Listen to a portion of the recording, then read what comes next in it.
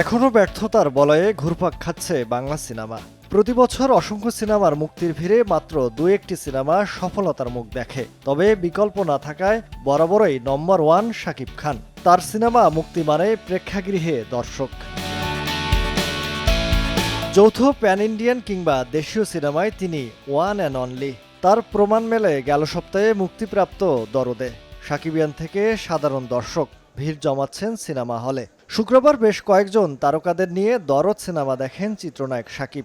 অভিনেতাকে প্রশংসায় ভাসান তারকারা। অ্যাক্টিং, লোকেশন এন্ড শাকিব ভাইয়ের কথা আলাদা করে কি বলবো, সো গুড এন্ড সুপার। সবার প্রিয় মেগাস্টার শাকিব খানকে নিয়ে কি আর বলবো, সে বরাবর আমাদেরকে তার অসাধারণ পারফরমেন্স দিয়ে যে এক্সপেরিয়েন্স মেগাস্টারের পাশাপাশি সিনেমা দেখা, এটা আসলে কোনো তুলনা হয় না। যে সময়টায় অন্য নায়কের সিনেমা মুক্তি পেলে এক সপ্তাহের আগে দর্শক খরায় পড়ে, সেখানে ভিন্ন চিত্র শাকিব খানের দরদে। এর কৃতিত্ব দর্শক আর সাকিবিয়ানদের, তা অকপটে স্বীকার করলেন দেশসেরা এই চিত্রনায়ক।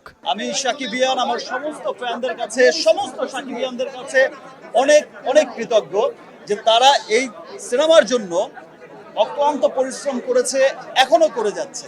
অন্যদিকে গেল কয়েক বছর দেশীয় নায়িকাদের দেখা যাচ্ছে না সাকিবের বিপরীতে। এর কারণ আসলে কি? আমার প্রোডাকশনগুলোতে অনেক অনেক শিডিউল লাগে। তো আমার যারা আছেন স্টার হিরোইন, যারা আছেন স্টার সুপারস্টার হিরোইন, তারা তো বছরে অনেক সিনেমা করেন, অনেক ব্যস্ত থাকতে হয়, অনেক স্টারদের সাথে কাজ করতে হয়। আমি আসলে শিডিউল পাচ্ছি না। প্রিয়তমা থেকে রাজকুমার কিংবা তুফান থেকে দরদ, সাকিব অভিনীত এই সিনেমাগুলো এক অনন্য উচ্চতায় নিয়ে গেছে দেশীয় সিনেমা বাণিজ্যকে। ভবিষ্যতে বাংলা সিনেমা পৃথিবী জুড়ে রাজত্ব করবে, এমনটাই প্রত্যাশা কিং খানের। একটা সময় ছিল যখন দেবদাস হয়েছিল বলিউডে 50 কোটি টাকা দিয়ে, তখন মুহিব আল হাসান, সময় সংবাদ, ঢাকা। হয়ে গেল 50 কোটি রুপিতে সিনেমা, আর আজকে 1000 কোটি রুপিতে তাদের সিনেমা বানায়।